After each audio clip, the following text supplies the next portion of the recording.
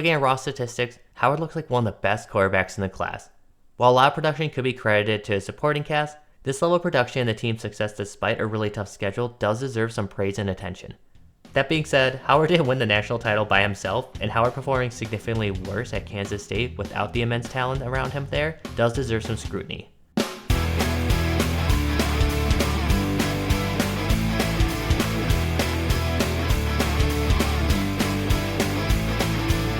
Hey y'all! For this week's video, we'll be doing an in-depth analysis of Ohio State quarterback Will Howard. If you're new to these videos, my evals use a lot of different grading methods, which if you want more details on these, you can check out my eval on Cam Ward, which should be accessible with the link that should be on the screen now, as I have more details than that. Also, if you want to check out my grades and evals of the quarterbacks from last year for reference, you can check them out with the link in the description. For any new viewers, I have evals and scouting reports out for Cam Ward, Shedeur Sanders, Jackson Dart, Quinn Ewers, and Jalen Milroe so far, which you can check out on my channel. Also, I'll be trying to cover a quarterback nearly every week leading up to the 2025 NFL Draft, so if you don't want to miss any future quarterbacks, be sure to subscribe. But now let's take a look at Will Howard. Also, before we get started, as I mentioned in my previous videos, I'm a contributor for DLF or DynastyLeagueFootball.com, and while this of course won't affect my channel or content here, if you haven't used DLF or want to try to use their premium service, new users can use my discount code BACKSEAT99 in all caps to sign up for DLF Premium for just 99 cents for the first month. That will give you access to all the articles, rankings, tools, and more. Now, I've also mentioned this before, but I always want to make sure I do repeat this just to make it clear. That makes DLF Premium 99 cents for the first month. And if you don't like it, you can cancel it within that first month and not be charged more than 99 cents. But if you do forget to cancel it after the first month, or you just want to continue having it and using it, it'll be $12.99 every month after the first month. Starting with a quick look at Will Howard's basic stats. If we're just looking at raw statistics, Howard looks like one of the best quarterbacks in the class. Howard had a 73.1% completion percentage, just over 4,000 yards passing, and 35 touchdowns. He did have 10 interceptions, which isn't a great mark, but the production is still impressive as a passer. As a rusher, he ran for 226 yards and 7 touchdowns, with a good chunk of that production coming late in the season against quality teams in the playoffs. Just like his interceptions, Howard had a tendency to put the ball at risk with 7 fumbles. While a lot of production could be credited to his supporting cast, this level of production and the team's success despite a really tough schedule does deserve some praise and attention. Speaking of that schedule, I have several games I could have chosen for Howard's charted games, and I usually prefer to use games near the end of the year if possible, since I feel like I get more of a view of a complete version of the player. And fortunately for Howard, that was when he was on fire for most of the games, including against Notre Dame, Texas, and Oregon in the playoffs, which were included in the charting. Though it wasn't a playoff game, I did use his Michigan game as his final charted game, since Michigan has a quality defense, and I think it's important to see what his warts are in a rare bleak performance by him. Also, with the range of a big high in the national title game and the low of the Michigan game, where it seemed like most people were starting to write off Ohio State as national title contenders, we'll be doing a deeper dive in both games to see what happened in both. Before we do that, let's see how he started to do in some of the graded areas. Starting with his footwork, while it's not perfect, I was really impressed with the improvements he made at Ohio State. Honestly, seeing an older prospect still show the ability to make improvements the way that he did will give a lot of hope to NFL teams and may make them feel more comfortable and at ease taking an older prospect in the draft. This year he improved his drop back and now has good rhythm to it with minimal leg crossing. He also does a good job establishing appropriate depth to help his tackles set the pocket. In the pocket, he does a good job keeping his feet flat to maintain a good platform for throws. However, there are still areas Howard needs to continue to work on. In general, he's more of an upper body passer since he doesn't always give himself a good enough base, as often too narrow in both his drop back and in the pocket. His lower body is also a bit stiff and can be disjointed with timing when making throws, and this is especially noticeable on the move when he really struggles to sync up his upper and lower body, leading to some accuracy issues. That stiffness also shows when he's trying to reset his base, as he can have some trouble establishing quickly and efficiently. Also, sometimes he has a bad habit of throwing off of one leg without proper leg drive and hip twist that sometimes affects his deeper throws. Finally, he can really struggle to get his toes aligned with his targets. For his way off throws that were near the line of scrimmage, they almost all had that same issue of Howard struggling to align his toes with his target, leading to a poor throw. That issue led to a lot of struggles in the short area of the field, and he'll need to work on quickly establishing his feet in the quick passing game if he wants to be given a chance in the NFL.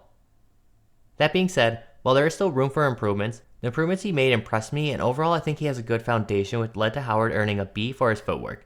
Maybe that's a bit generous, but I do think he's further ahead than a lot of the other quarterbacks in the class, and being able to make the improvements he made was really encouraging.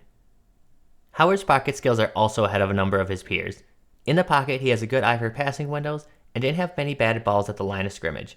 When the pocket does start to collapse, he can make veteran movements in the pocket without compromising his base. Also, while a lot of quarterbacks in this class have a tendency to trail in the pocket, Howard does a good job keeping his movement forward when pressure is closing in. When he does run out of time, he has a good understanding where his outlet is despite being new to this offense to ensure a positive gain on most plays. Where I would still like to see Howard grow, though, is in how he manages the pocket when his first read is taken away. When his first read is taken away, he can tend to lose track of the pass rush and can lead himself into some trouble. Also, he can be a bit overconfident in his legs and can take some unnecessary sacks. Most times he did a pretty good job getting the ball out, but when that combination of losing track of the pass rush and overconfidence in his legs hit together, it led to trouble. While there are a lot of things that Howard does well in the pocket, some of those issues were hidden thanks to his very good offensive line. So due to more good than bad again, Howard ended up earning a B- for his pocket presence. Back at Kansas State, it was clear Howard had good traits with solid but not great arm strength that was borderline starter level in the NFL. Also, his release was always a strength of his, with a quick compact motion with minimal dip and appropriate depth to shoot the ball out quickly. That being said, while his release is good, it can get a bit better as there were a number of times where it seemed like he would let the ball go too early and led to either a more difficult throw for his pass catcher or just miss the target altogether. Also, I'm not confident that he can routinely and effectively make sidearm or diverse arm angle throws, as he had variable success with these. Also, while his release is quick, his throws down the field and to the opposite side of the field often lacked great velocity, which is just another sign that his arm strength may be lacking of the great quarterbacks in the NFL. So, with another solid showing, Howard earned a B- for his arm strength, which some could argue may be a bit generous, but I think it's closer to a B- than a C+.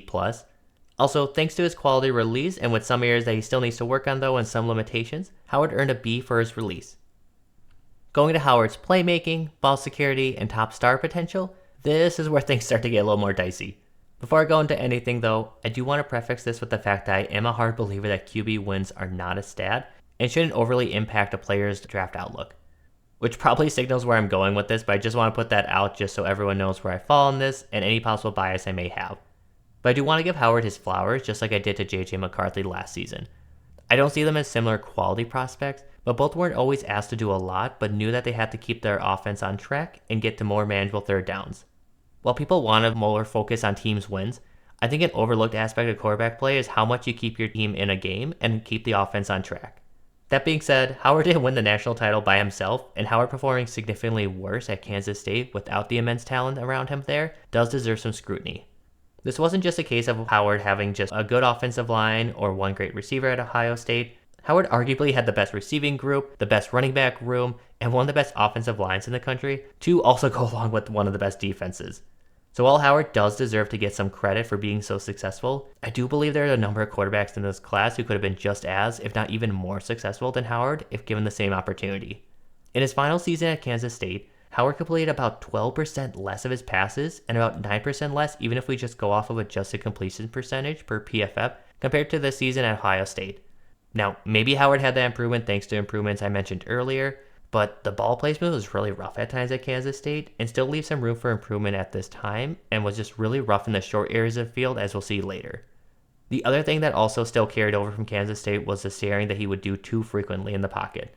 Howard gets way too content with locking his eyes on his first read and doesn't always move through his progressions frequently enough. That was something defenses took advantage of in college and will do so more in the NFL when he isn't surrounded by enough talent to mask that issue.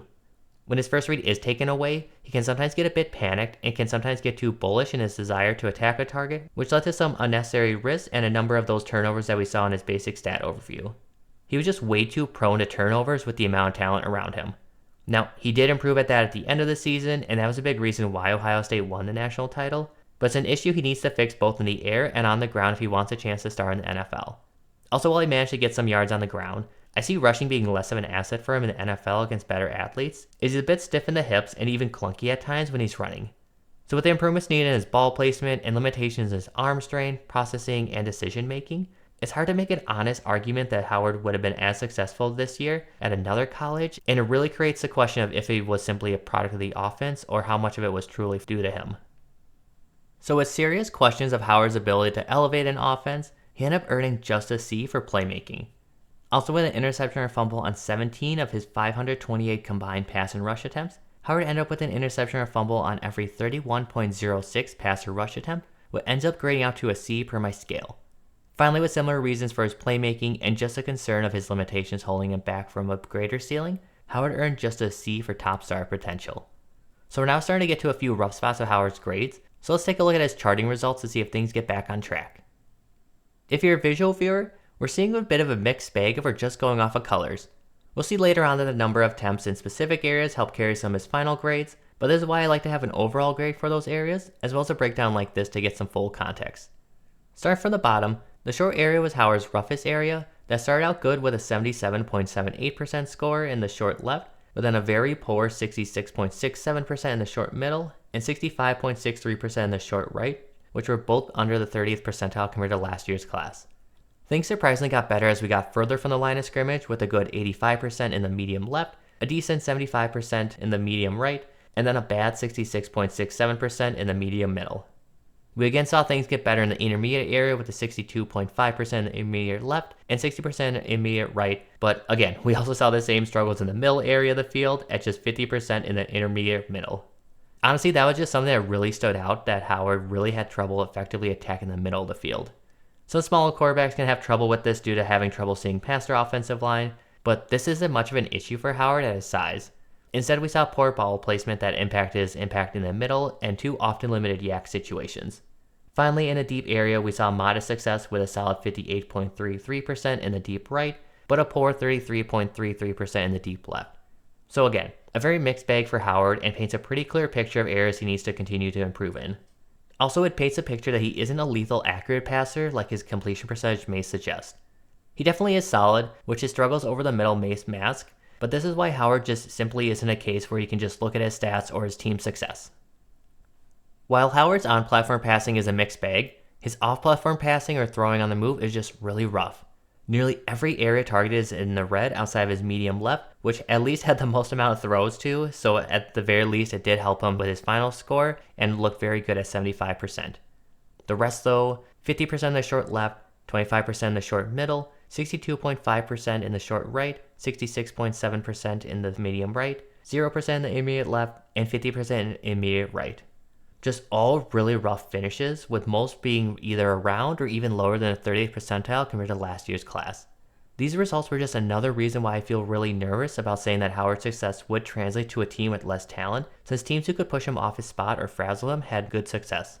Now when he is left alone and safe in the pocket, he can make a defense play. But these poor results, especially when looking at games that he played well in, is really disappointing.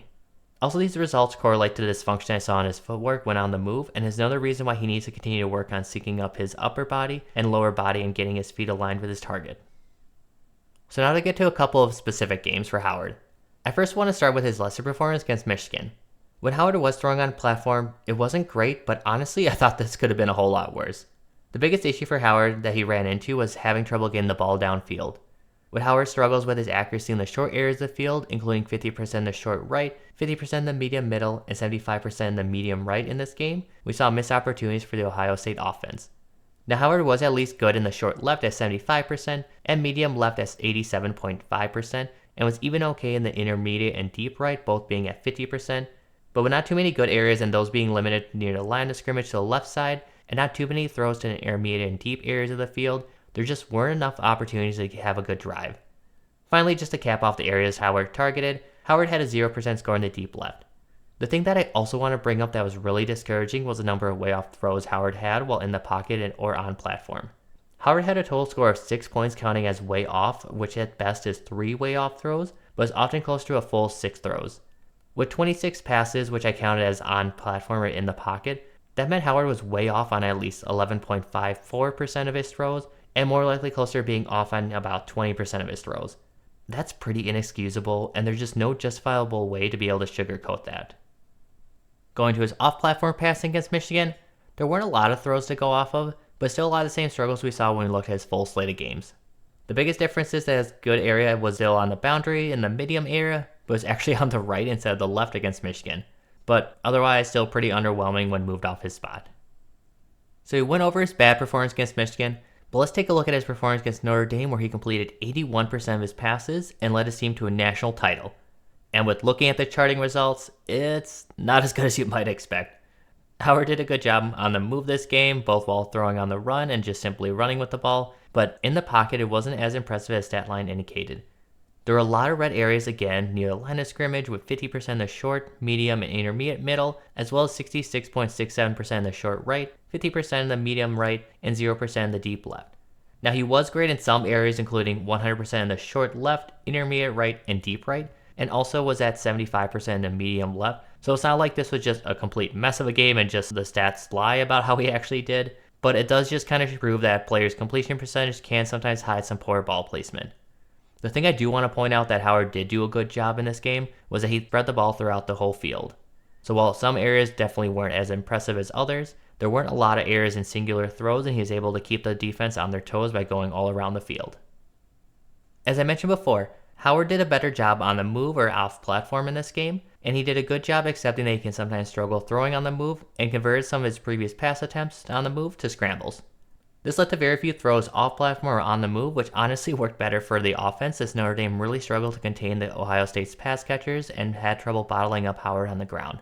When Howard did throw on the move, it was still a bit of a mess, but not as bad, with a great 100% score in the medium left, albeit on just one throw, a lesser 66.67% score in the short right, which at least was close to the 50th percentile, and 50% in the medium middle. So again, not great, and it would be good if throwing on the move wasn't a limitation of Howard, but him recognizing that in this big of a game helped the team pull off a win. For Howard's supplemental data from his charting, it's not as great as it was probably clear from his charting results. His left side of the field accuracy was very good at 70%, but the middle of the field accuracy was incredibly bad at just 60.87%. His right side of the field accuracy wasn't as bad, but was still at 66%, which is just below the 30th percentile. Both of those poor results led to his total accuracy being just 66.2%, which is under the 50th percentile. Now his final accuracy grades are slightly better than those scores may indicate, because like most quarterbacks, he had more short throw attempts and deeper throws. Normally more short throws help a quarterback's accuracy numbers, but for Howard's case it actually hurt his accuracy since he struggles in that area. Also, as I mentioned before, Howard really struggled with throws that were well off their mark, with 14 total points on platform and 6 off platform. Some may use the excuse that Howard was making sure the ball wasn't in harm's way and decided to aim high or far to keep it away from defenders, but a lot of those throws didn't have to be made, as he had a clean pocket and he could just move to another target. I will give him credit though for taking very few sacks, taking just 5 total in the 4 games I charted, despite playing against tougher defenses. Also, like I mentioned before, he did a better job protecting the ball at this point in the year with just 1 fumble in these 4 games, and he also did a good job all year with finding passing windows with just 3 passes deflected at the line of scrimmage in the games charted. Also for reference, there were 3 pass interference calls in the games I charted. He didn't have to resort to them very often, but he did have 3 throwaways in the charted games, and also while he did do a better job not fumbling the ball, he still got in trouble with 3 interceptions and could have been even more trouble with 3 dropped interceptions, which, again, just kind of circles back to my concerns of how he protects the ball. With a great receiving room he had one of the lowest number of drops of the quarterbacks I've graded so far, with just 4 drops in 4 charted games. Also, he was involved in a number of design QB runs with 24 in the games charted. That being said, half of those came against Notre Dame in the national championship. He also didn't scramble too often in games, and I charted with just 3 scrambles, which, again, had 2 of the 3 coming against Notre Dame. Against the blitz, we saw his ability to know where to get the ball quickly, with a fantastic 65% success rate against blitz. His success against pressure wasn't quite as good at 53.85%, and teams learned pretty quickly that blitzing Howard was not a recipe for success, so his final score against pressure and blitzes ended up being more weighted towards his pressure success.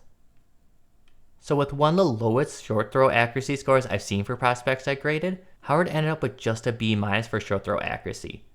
Things got a lot better with a grade of A- for his medium throw and B- for his intermediate and deep throw accuracy.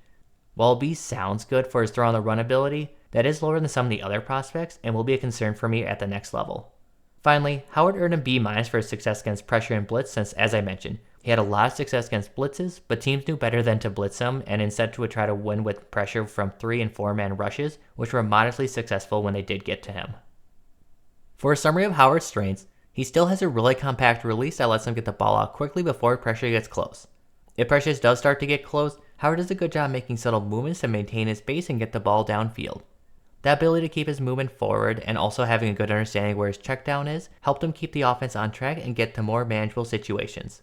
Also, while Howard is an older prospect, he has shown the ability that he can still improve, including in his footwork, which should make him more appealing to NFL teams. Finally, while his short throw accuracy is pretty rough, his accuracy past the six is really impressive and should give teams some hope for him at the next level. Despite Howard's great season, I do have serious concerns about his upside. While there are things that could make an NFL team excited, there are also a lot of factors and deficits that do kind of scream that Howard may be a product of the offensive talent around him. Also, for how much experience Howard has, I was really disappointed by the amount of staring he does when he makes his reads, and something he'll have to limit in the NFL.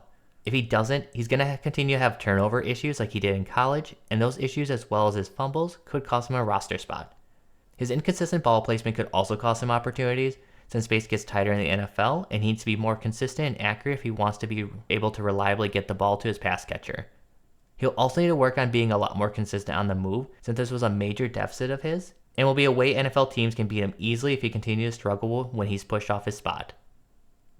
So by taking the average of all of Will Howard's grades, he ended up with a 2.67 out of 4, which ends up in my tier of may have a future role. I think that's a fair assessment for Howard since he does have some nice traits like his size, quality arm talent, and solid accuracy past the sticks, but a lot of deficiencies he needs to improve, and also question marks he needs to answer to show he can be more than a backup quarterback in the NFL. That being said, if a team is willing to target him with the goal of getting a good backup, I think they'll be very happy with the results. Due to both being good backup quarterbacks and potentially fringe stars with the right supporting cast, I have Davis Mills as Will Howard's comp. Like Howard, Mills has a compact release, quality footwork, and solid physical traits, including a good but not great arm and a bit of mobility at his size. However, both struggle with ball placement and have a bad habit of staring, which will get them in trouble in the NFL. Despite the staring, they're also both risk takers, which also makes them a bit turnover prone, and also are a bit clunky in their movements, limiting their ability to get out of a jam with their legs in the NFL.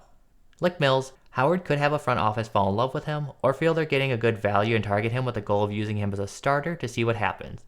Unfortunately, like Mills, I do think NFL teams will become disappointed in Howard if they do expect a starter, unless they have a strong supporting cast around him. So I think the big thing for NFL teams and fans is to have realistic expectations with Howard.